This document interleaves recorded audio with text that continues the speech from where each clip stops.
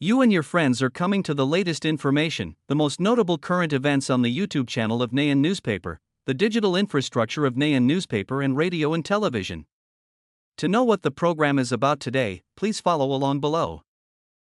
At midnight on October 1st, U.S. time, or 11 o'clock on the same day, Vietnam time, the U.S. government officially shut down for the first time in 6 years because Congress was deadlocked and could not pass a budget bill to maintain operations. Earlier on the evening of September 30th, the director of the Federal Office of Management and Budget Reserve sent a memorandum requesting federal departments to implement a plan to shut down the government in an orderly manner.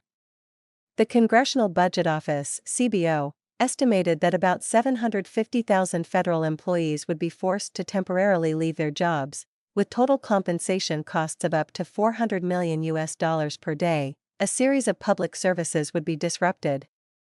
From passport issuance, air traffic control, processing of Social Security applications, to medical assistance programs. This crisis occurred in the context of the federal civil service experiencing the largest layoff in nearly 80 years. More than 150,000 people have been let go under severance packages as part of a restructuring program pushed by the Trump administration. However, experts warn that this is causing a serious loss of expertise and human resources, threatening the effectiveness of many government agencies. Randy Irwin, president of the Federation of Federal Employees, said that federal employees are the ones who ensure essential jobs for the American people, from the most basic services to the most important missions. They keep the military ready to care for veterans, protect public resources, national parks and forests, clean air, clean water, safe food, aviation safety, border security, passport issuance, and many other essential services. When the government shuts down like this, many of those important activities will be halted. It is not only a disruption but also a waste of American taxpayer money. The key sticking point is the Democrats' demand to extend the Affordable Care Act, ACA, tax credits that have helped millions of people reduce their health insurance costs, while Republicans are opposed to including the policy in a temporary funding bill. Explaining why the federal government had to shut down, President Donald Trump emphasized that the Democrats are not shutting down the government. "We don't want that because we are having the best time ever. But if they want to take the risk, we can take this moment to take irreversible measures like cutting staff, cutting programs that they love. We don't want to do that. But we also can't allow fraud, waste, and abuse to continue."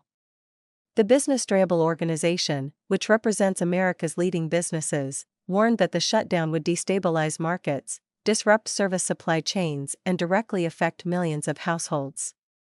Political deadlock and the threat of a government shutdown have weighed on the U.S. dollar. In early trading on October 1st, the DXY, which measures the greenback against 6 major currencies, fell to a one-week low of 97.633 before recovering slightly to 97.869.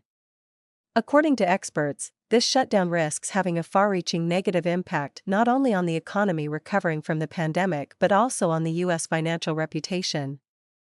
Key economic reports such as the non-farm payrolls data may be postponed indefinitely, increasing the likelihood of the Federal Reserve cutting interest rates.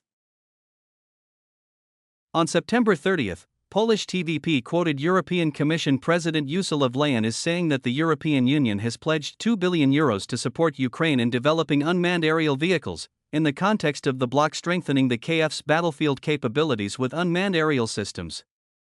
Speaking in Brugge, Belgium on September 30th, together with NATO Secretary-General Marat, Ms. von der Leyen described the pledge as the EU's most concrete step to date to strengthen Ukraine's defense capabilities. Speaking to reporters, Ms. von der Leyen said, "We need to provide military support to Ukraine.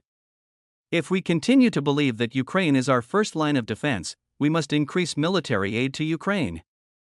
The European Commission president added that the EU and Ukraine have reached an agreement that €2 billion will be allocated immediately to the drone sector. This will allow Ukraine to scale up and fully develop its capabilities, and of course allow the EU to benefit from the technology. According to TVP, drone warfare technology has become a key feature of the Russia-Ukraine conflict. Since Moscow launched its military operation in Ukraine in May 2022, Ukraine has used drones extensively as a battlefield weapon to attack Russian positions and infrastructure deep behind the front lines, as well as to protect cities from Russian missile and drone attacks.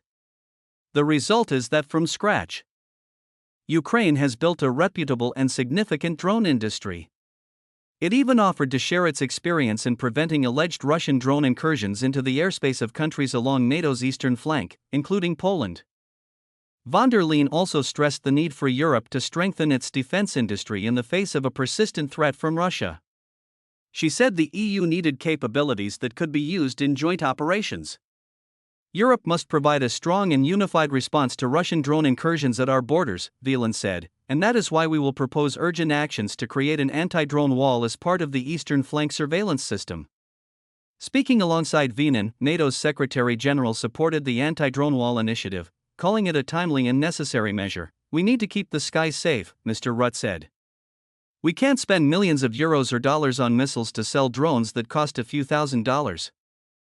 Ms. Wieland also outlined a plan to spur debate on how to finance long-term support for Ukraine by outlining a proposal for a so-called reparations loan tied to frozen Russian assets in Europe. As Ms. Wieland explained, the loan would be disbursed in stages under specific conditions, with some of it earmarked for military purchases from European industry. Importantly, Ms. Wieland stressed that the plan does not involve the direct seizure of Russian assets. Instead, Ukraine would only have to repay the loan if Russia agreed to pay reparations in a future peace deal.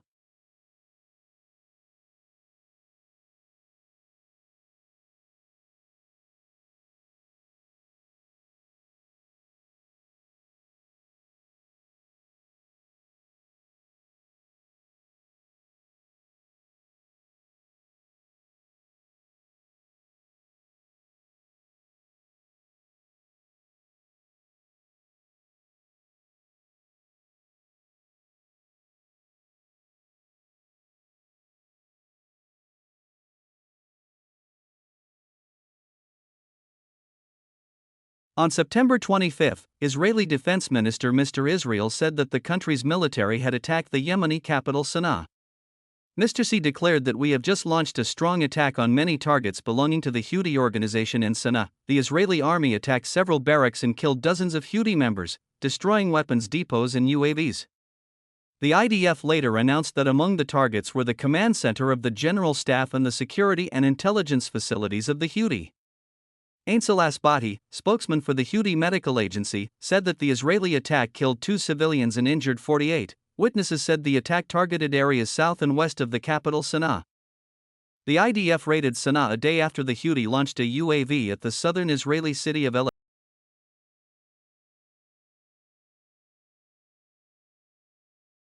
In a notable development, a group of Ukrainian lawmakers has nominated U.S. President Donald Trump for the Nobel Peace Prize in support of his strategic vision and efforts to resolve the conflict between Moscow and Ukraine.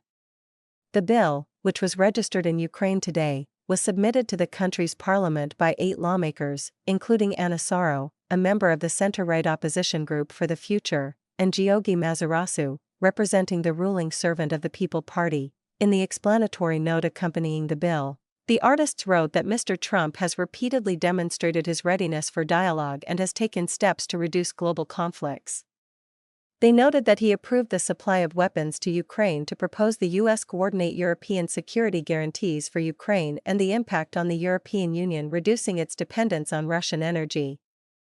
The memorandum states that during the escalation of the conflict, President Donald Trump demonstrated remarkable strategic vision and diplomatic skills by establishing active diplomatic channels with both Kiev and Moscow, helping to reduce tensions. The bill will be considered, and it is not clear when or if it will be put to a vote. If passed, Ukraine would become the 8th country to nominate Mr. Trump for the award. Nominations submitted now will be considered in 2026.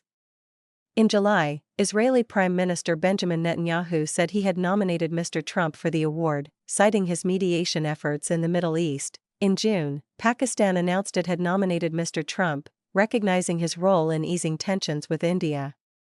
Cambodia also announced it had submitted a nomination after reaching a settlement in the border conflict with Thailand. Trump himself has said he deserves the Nobel Peace Prize, although he insists he doesn't seek attention and may not get it. He also notes that in just 7 months he has ended 7 endless wars.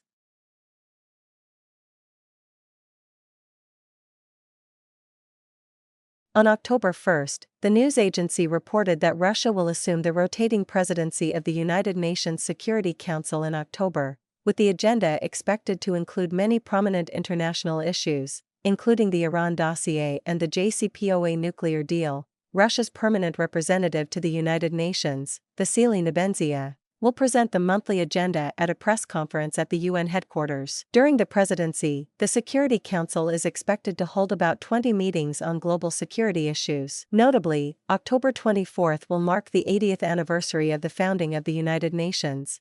This is the time when this international body was officially established in 1945. Previously, in September, the Security Council reached an important milestone when it held its 10,000th official meeting since 1946 with nearly 2,800 resolutions adopted. One of the main topics will continue to be sanctions related to Iran. At the end of September, the Security Council rejected a draft resolution proposed by Russia and China, which called for a 6-month extension of Resolution 2231, the cornerstone document of the Iran nuclear deal JCPA. UN sanctions against Iran came into force on March 28 after the E3, Britain, France and Germany triggered the mechanism for the reimposition of sanctions. Russia opposed the move, saying the reimposition of sanctions had no legal basis.